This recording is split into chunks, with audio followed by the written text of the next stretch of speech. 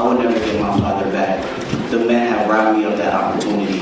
You've been charged by an Oneida County grand jury with various crimes, the top count of which is murder in the second degree. Grand jury tonight. Racist murderer! This is not that bitch! Give him bail! No bail!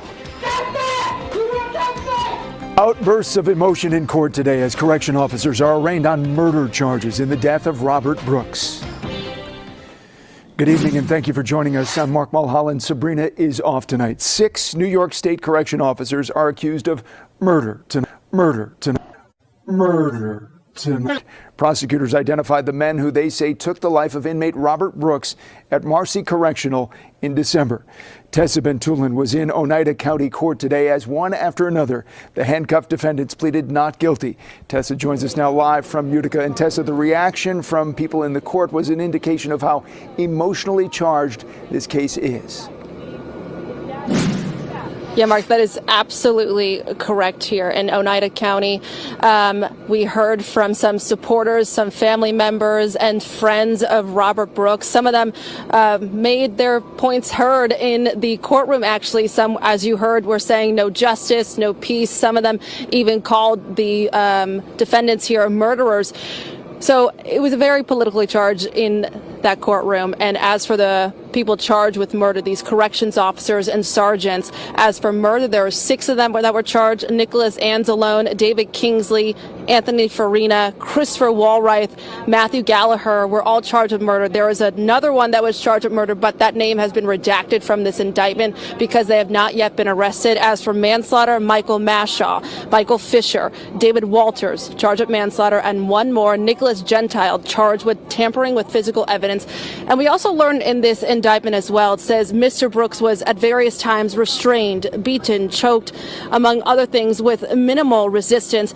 And these beatings and other assaults were perpetrated by the defendants. And it also says in this indictment that these defendants did nothing to restrain each other, did nothing to stop the beatings, and failed to immediately order medical assistance. And also in the indictment, it says that one of the people that were charged here, Nicholas Gentile, the man charged with tampering with physical evidence, actually cleaned the area of Robert Brooks'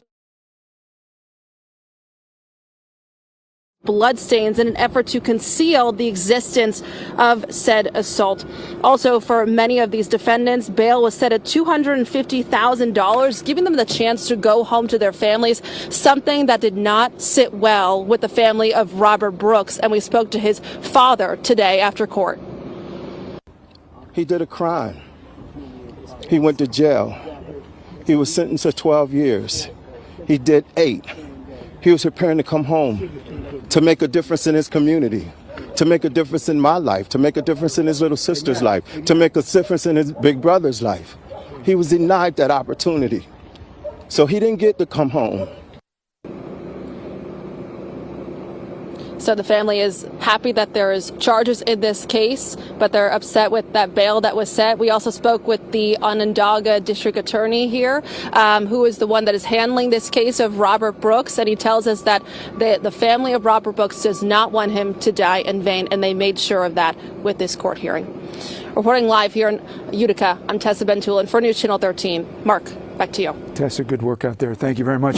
At a news conference immediately after the charges were read, Robert Brooks' son demanded justice for his father, saying that learning that his father's death was ruled a homicide was very painful but unsurprising.